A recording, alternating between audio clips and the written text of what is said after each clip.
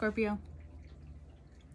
So this is your April reading, your Aries season reading, and all information to work with me one-on-one is below, as well as the extendeds, which I think are really awesome and you should definitely check them out. If you love them, please share them, like, subscribe, all that jazz.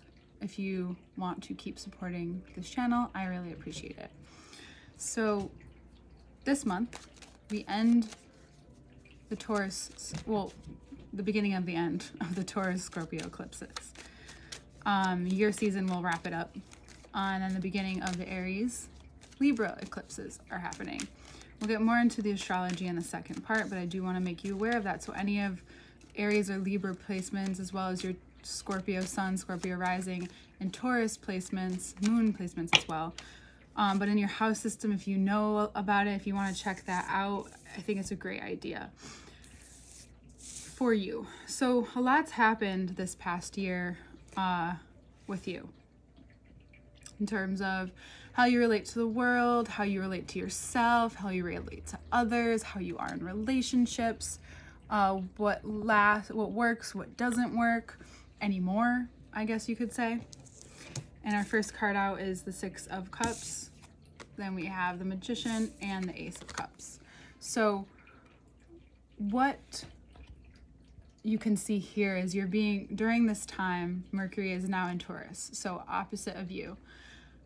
It shines a light on your table. It shines a light on what you feel like you can give just out of pure generosity, what you can receive. Hold on one second, please.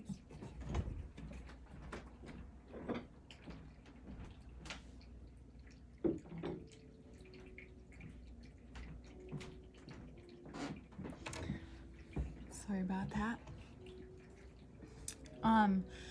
What you can receive and how up until this point you've only allowed so much. Or you've only allowed a certain type of person, certain kind of person, certain people in your life, and now that's all changing because something about your nervous system is changing. There's more at risk. However, there's more responsibility. And with all of that, there's more abundance. And I think that through this being, shining a light on all of this, and then we enter a retrograde, but through shining a light, regardless of the transits, on your table and the skills that you have, if you can find a way of abundance just by looking at that and making, even if it's just an outline of a plan, go for it. This is the universe handing you this bloom before you bloom. This flower that came from somewhere. This cup that has been filled for you. This overflowing of a cup that's not only for you, but for others.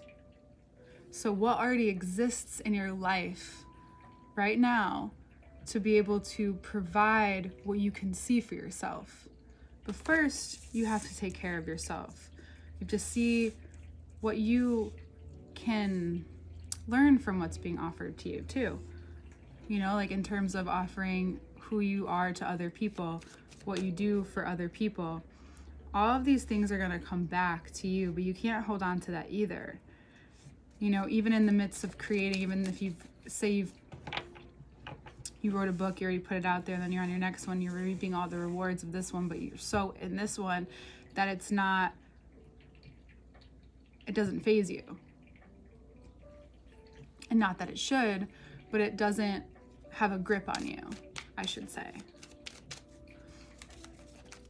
There's a lot coming to you in terms of ideas, in terms of skills. And we have something that I don't really point out often in the Ace of Cups. We have lotuses at the bottom, and they grow from the mud. It's a very common metaphor. But there's something that has been grown, and I'm seeing, and there's all these flowers, like even surrounding you in the Magician, right? There's so much prosperity for you, waiting for you, wanting to be given to you. in this time. Flowers. Fruit sit behind the high priestess. It's like this constant similarity here. But these major arcanas are road signs in the dark. You may feel in the dark about something, but this month it gets brought into the light by you. By what you've only done because it looks good on the outside. But now what you're doing because it's helping you heal on the inside.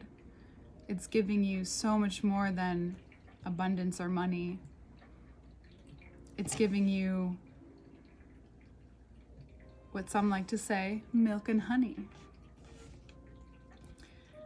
This ability to sit with yourself and acknowledge that, yeah, everything you've drawn towards you is someone of your doing. This magnetism that you pull, this worth that you innately have, right? And now, if it's love you're after, or so you seek, it's money you seek, if it's both, then the advice or the offering to you is to put your head down and just work at it. Have hard conversations with yourself, with people. Be real with yourself about what you want while you're creating and the adjustments that you may want to make. Because you realize through this that you're freeing yourself in a way that you didn't know you needed to be freed. In a way that you didn't know that you were even, your life has, for some of you, your life has been turned upside down in a certain extent. But the more you focus on the acute problem, maybe the worse it becomes. So what if you took a step back,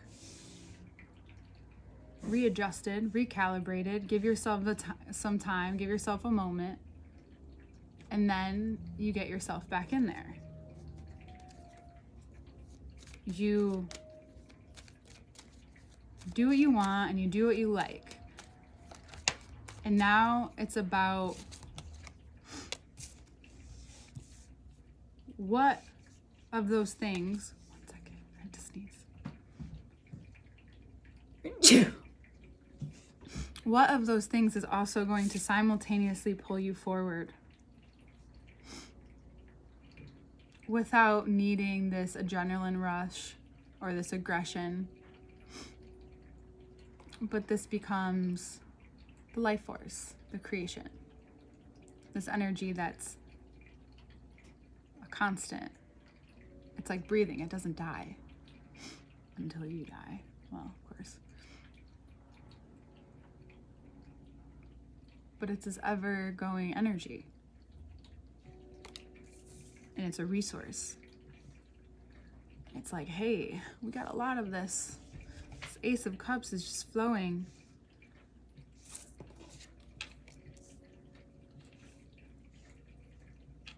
And you find that it's your connection to what's on your table, the skills you're acquiring now, and how it relates to what you believe. What you believe in terms of money, value, what are your fruits, what are yours, what are not yours. They're all the same. It's yours because it's coming to you, but it's still to be shared in generosity, because it's only fueling you to continue to go. Like if you look at food as fuel, you only need to take what you need in order to be fueled. And even that small, very simple thing to say allows you to break free and give yourself grace and understanding that whatever got you caught up in a way where it caused you to feel stuck, that the time is over, that this month is helping you become unstuck. that your intuition is a lot stronger than you ever realized, and now it's just sharpened. And you need to use it for yourself.